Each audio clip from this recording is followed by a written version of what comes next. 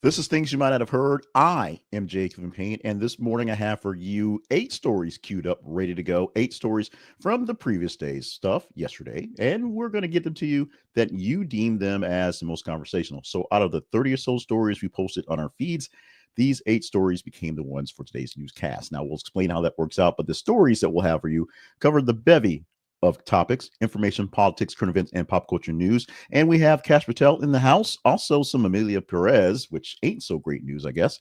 And Ozzy Osbourne going out with a bang or a metal bang or something. I didn't work that pun out so well before I said it. But Ozzy Osbourne going out, that's actually good news. More of that coming up as well. We'll explain the vetting process, I said. But right now, remind you that our website, our home online, is this. It's conversationproject.com. You can see more about what we do, how we do it, and the whys, if you will. Plus, the conversation inbox at gmail.com is our email address. Let us know what we can do better or not so worse by going to our email address, the conversation inbox at gmail.com. Right now, getting into the stories and headlines for today. Today happens to be Friday, the 7th of February, 2025. 27, not 27, not quite there, 25. The articles are in no particular order as we present them, just the way the narrative goes, but we save Ozzy for last, so we'll give you that teaser right there. So for the Ozzy news, stick around. You must stick around. You don't have to stick around too far to get into the rest of the news because they've got it ready to go. It's Friday, February the 7th, 2025. And we are going to start things off with Donald Trump, or specifically with his plans to restructure the federal workforce by basically sending people away with money. And a judge has basically blocked that plan. The temporary deferment resignation program block happens because the judge says, I'm not sure the president can do this. Here's the point about this one. Okay, so the president or the administration, basically a bunch of folks said, you can leave. We'll pay you till September. Just go. Go right now. But you must resign by yesterday. This was a way to reduce the workforce in the government simply and easily. Get rid of about 10% of the workforce, and you've got a jump there. And then you work for anybody else you want to get rid of going forward.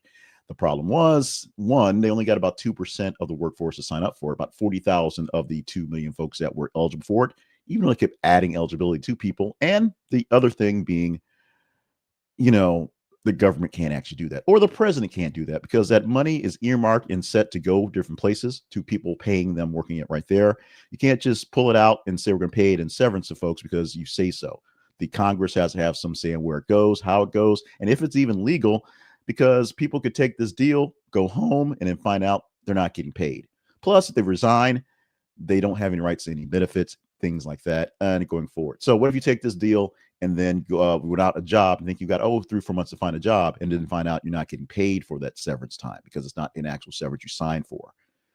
That's an issue. The judge is going to hear on this one come Monday to see whether it's legal or not, whether it's good or not, and whether they can go forward or not.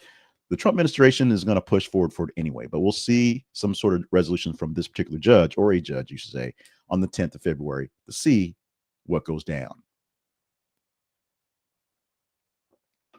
Let's move on to story number 2. In our second headline for today, we go to Kash Patel, where his committee vote to basically put him on as the head of the FBI has been delayed after a bit of opposition, and that's put it mildly.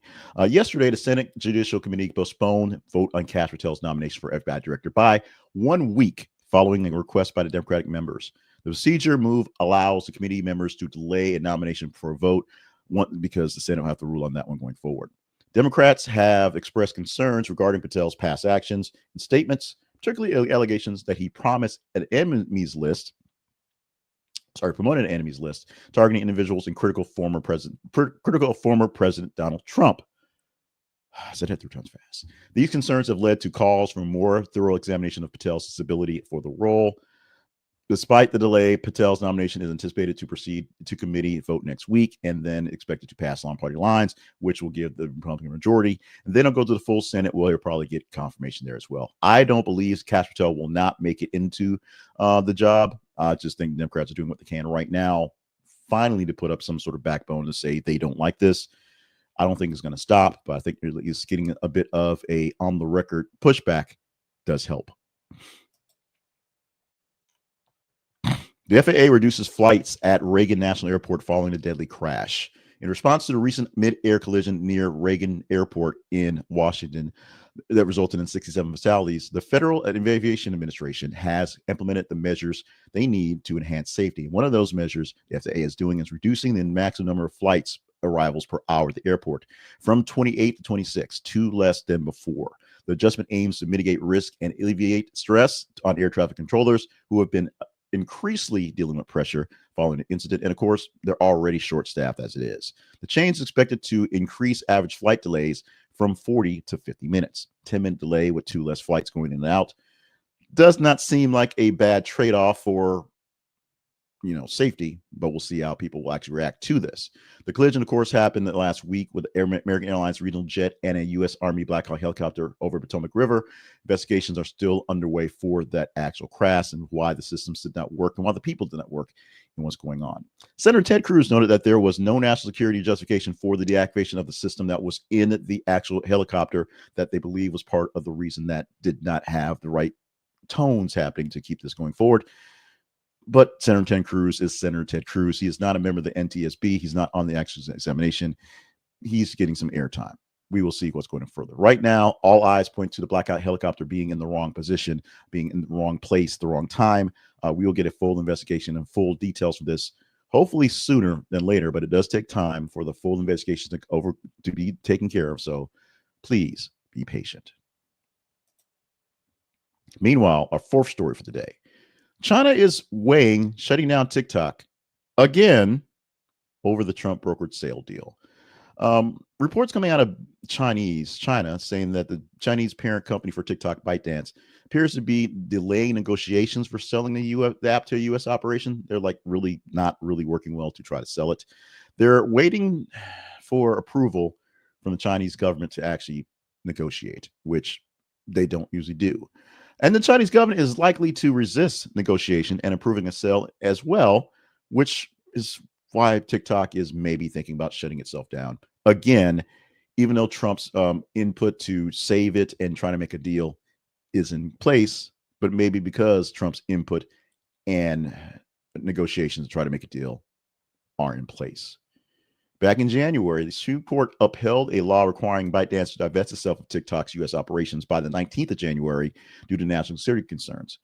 President Trump came in the next day, and even though it was supposedly to go away, but Joe Biden didn't enforce it. So when Trump became president the next day, he extended the deadline by 75 days through an executive order to allow a potential sale. Many folks, many rich people, including Elon Musk, has been brought up to actually buy it and maybe make it a part of X or something like that. But TikTok, they're not trying to sell. That's part of the problem. The reason why they were going to be banned on the 19th was they didn't have a good faith ability, good faith action, good faith proof they were trying to sell itself. Many folks have offered up large sums of money that TikTok believes is inadequate, or they say it's inadequate. They're basically just saying, we don't want to sell it. Now, the national security issues are they hold a lot of data that China can say, give it to me, and ByteDance can say, okay. And we're a little worried about that. Even though the servers are in the United States and it's all there, remember, TikTok has its own version in China where they don't do all the things that we do here. So free speech and whatnot, but it's American data that can be mined and used against us, which they're already doing, that can be turned over pretty easily, simply, we believe, to the Chinese just because they say so. We will see what's going on. TikTok is willing to just give up the ghost, just be done with it, than to give up the algorithm and the data. So we'll see how well TikTok can do well to call our bluff, if you will. Gonna take a quick moment to clear the throat, clear my nose, quick hydration sip, prep up for the next 4 stories coming. 4 down, 4 more to go. Right now, we want to help us out in the midst of what we do here for the Conversation Project. We're asking for your assistance. We need you to like, share, and subscribe to get more people in the group, in the queue going forward.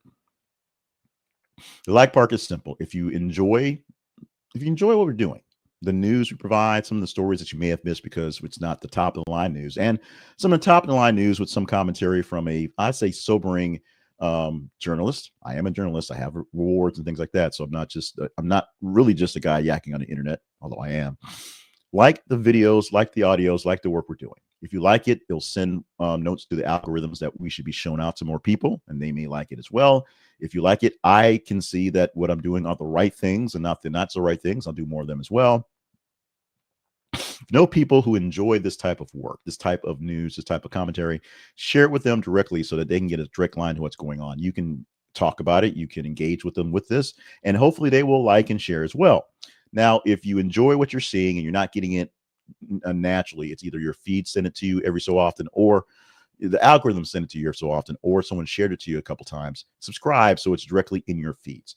Get your notifications on so you can see when we go live or when we go our new updates. But we need you to like, share, and subscribe so we have more people in the queue doing the news nerd thing.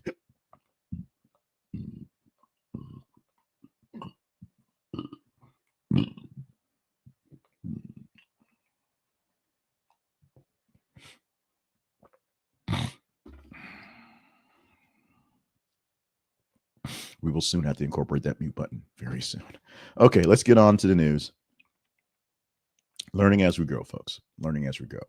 Here's something we learned, and it's not about growth because they should have done this before. Should have done this earlier. It's not their first offense. Southern California Edison is admitting that their equipment likely sparked an LA firestorm blaze. Now, Southern California Edison has acknowledged that his equipment was probably what started the Hearst fire in Los Angeles on January the 7th. Likely, probably, pretty good chance. The fire occurred concurrently with two other major wildfires, of course, the Palisades and the Eden fires, that collectively resulted in at least 29 fatalities and destruction of thousands of homes. The Hearst fire burned approximately 799 acres, did not cause any deaths or structural damage from its fire. The investigation from SCE is looking into some equipment playing a role in the devastating Eden fire as well. That one had 17 deaths and widespread property damage. Preliminary findings suggest that inactive transmission lines out of service since 1971, literally just out there, just not providing anybody anything but having some power set to them, may have been energized, potentially sparking the blaze. The utility is examining damage to this idle line and is grounding equipment to determine its exact cause. So maybe, possibly, some old lines we had out in the middle of the woods that, we weren't using, somebody hit a switch and turned them on, and they sparked and caused the fire in a very dry area. In response to this, SCE has committed to cooperating fully in ongoing investigations for all its possible fire started and is conducting internal interviews to assess the role of equipment in the fires and maybe fire some people. The utility has faced scrutiny in the past for its equipment involvement in wildfires and is currently under investigation by California officials seeking to determine the cause of the recent fires because somebody lit them. They didn't light themselves. And if it's SCE again, they will see their punishment come soon. Punishment coming soon and quick for Shohei Ohtani's former interpreter, getting about 5 years, for stealing $17 million from his player. Ipel Mizuhara, the former interpreter for Major League Baseball star Shohei Ohtani, was sentenced to 57 months, which is about 4 years, 9 months per math, in federal prison for bank fraud and filing false tax returns. Mizuhara was also ordered to pay nearly $17 million in restitution to Ohtani for an additional $1.5 million to the IRS. That's the taxes. $17 million was what he stole from his boss. Now, Mizuhara exploited his trusted position with access to Ohtani's bank accounts and without authorization, transferred big amounts of money to his personal accounts to cover gambling debts and bought some baseball cards, which I think is what caught him. It wasn't so much the gambling debts, but it was the baseball cards that basically got him caught. Manipulating back reports to make it look like he didn't take it. And of course, when he was caught, it was big deal. Now, the nicest guy in baseball, Ohtani, of course, this is retribution for his friend and interpreter were taken from him. He had a pretty good year regardless. He won a World Series with the Dodgers. He's the highest paid player in baseball, I think still, although I think they've paid a couple of people after him going back and forth because his deal was last year. So for a guy who seems like a nice dude and just wanted to, just wants to play some ball, has some issues with his guy. And his guy is now having issues with the jail system. 5 years almost sitting there to get through this time for stealing when what was probably the best position he had, a great position he had, didn't know what he had till he lost it, basically. We may not know what we have till we lose it. And we talk a lot about the issue with it ends with us in the story that is the court case between Baldoni and the like. But here's a story about a movie that apparently no one has seen, yet it's the biggest thing going out there. It's going to win all the awards, apparently. But there's some issues, some drama inside of the house of Emilia Perez.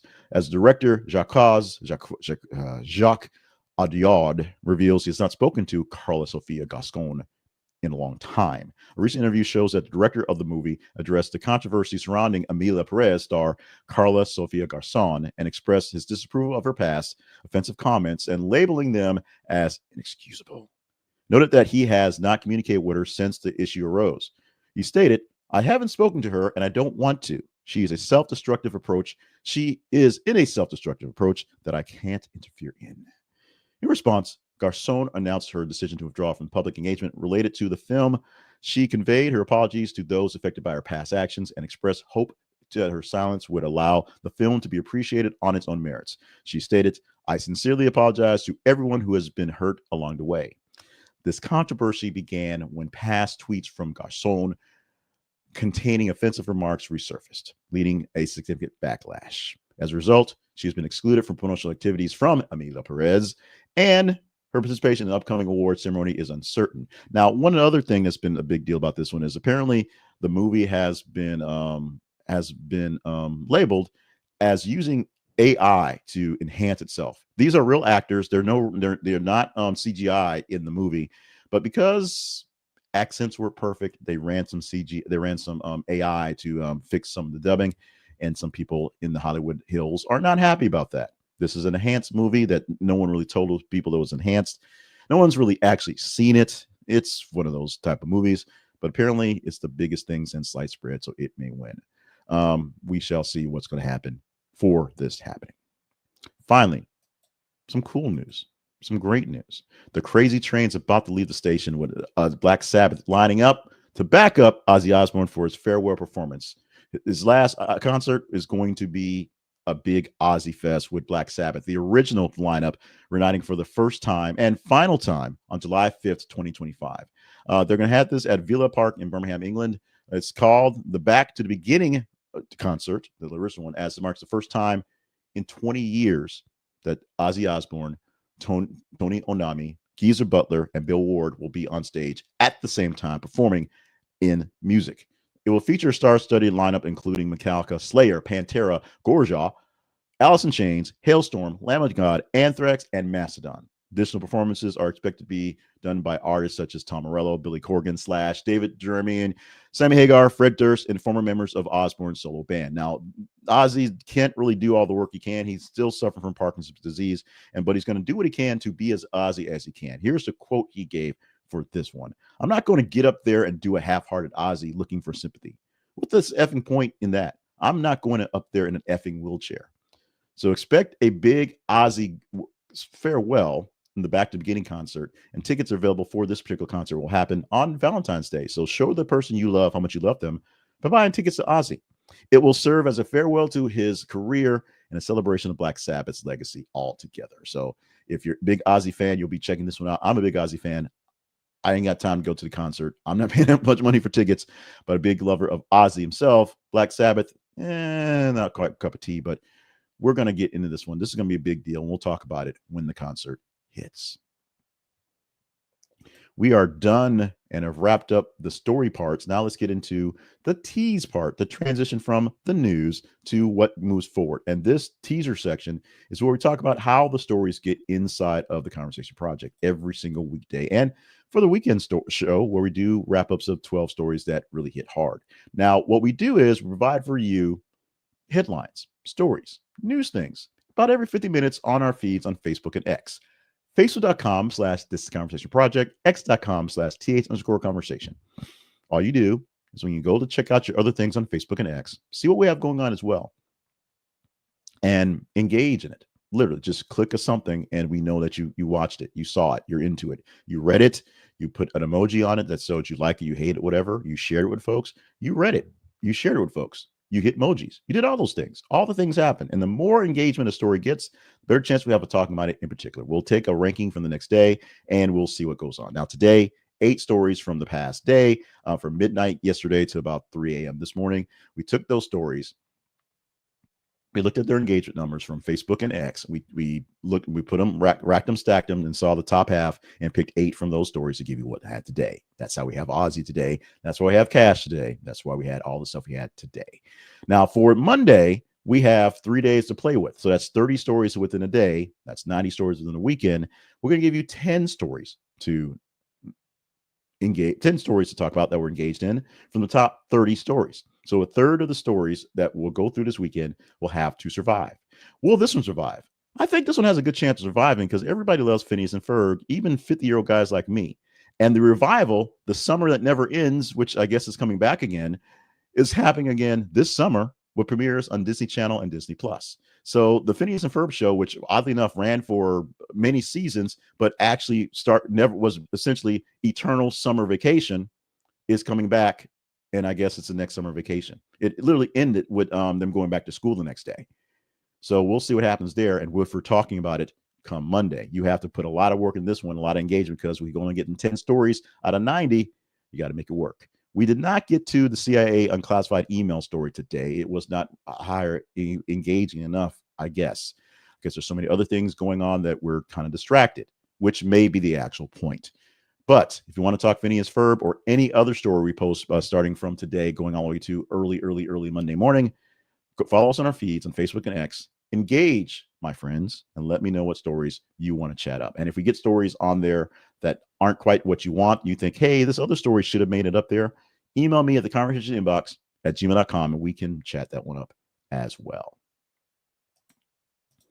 For today's Spotlight sponsor, we're going to talk about Robinhood because there's a lot going on. Personal story, I have been playing with some crypto lately because Donald Trump's all into crypto. So I figured I'd get a little bit in, see what was happening. It's up, it's down, it's up, it's down. I own a little bit of Trump. I don't own any Melania. I bought some new Shiri Ambu and some new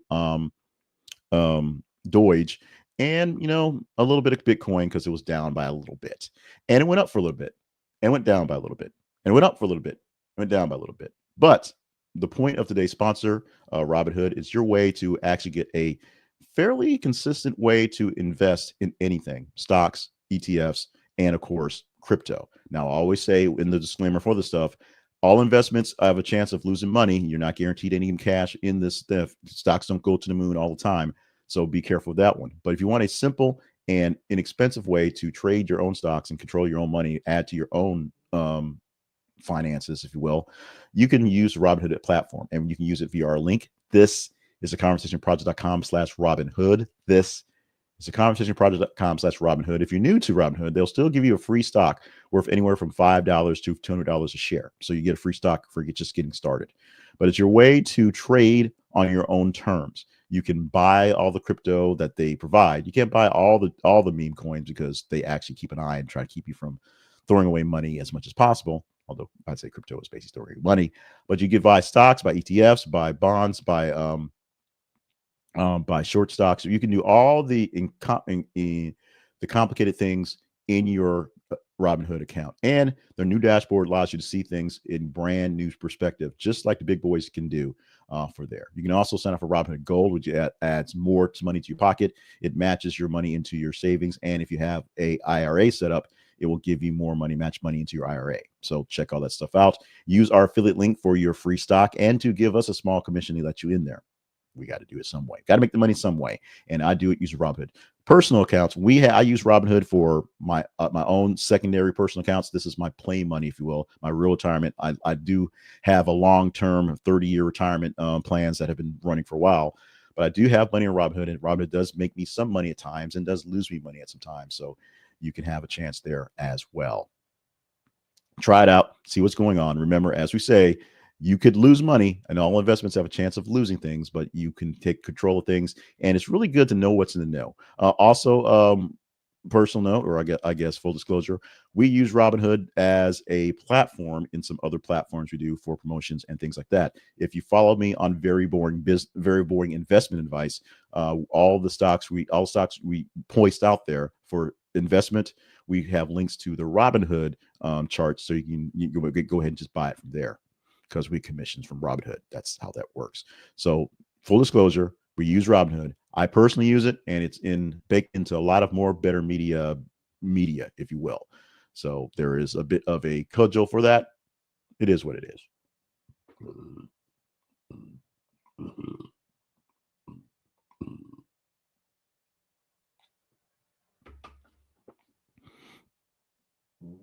All sort of wobbly today. Apologies for that. Let's talk about the Conversation Project. But first, let's talk about our partners. It's Friday, the weekend. We give our partners lots of extra love. So extra love to our partners at the cup of coffee level: Harold Braxton, Colby Green, Eldon Kidd, and Joy Winters at Spirit Change level. We've not had any new partners in a while. So if you've been on the fence about what to do on partnerships, we appreciate if you jump in. We also don't have any people in the membership parts for YouTube. So if you want to jump in on there as well, the tiers are essentially the same. There are 3 tiers there as well. It's also pot of coffee level sponsor for the sponsorships via the Buy Me a Coffee platform. What these people do is they have enough faith in me to stick around with what we've been doing for quite some time. They've gone through tornado stories, they've gone through depression stories, they've gone through just flat out tired because the algorithm doesn't like these stories. So they get a chance to see some of the real dirt and ugliness besides getting things done, and just me having just bad days on the internet airwaves. They also are essentially my board of directors, and they give me input on things going back and forth. And I listen to them immensely. Eldon Kidd is a pseudonym for a guy I know. I've known for since I was late teens, to be honest. Someone's going back and forth who's really big into this sort of stuff. He's not an actual journalist, but he's also this is a journalism and entrepreneurial adjacent. So he has a lot of know and things going on. So he's a big guy as well.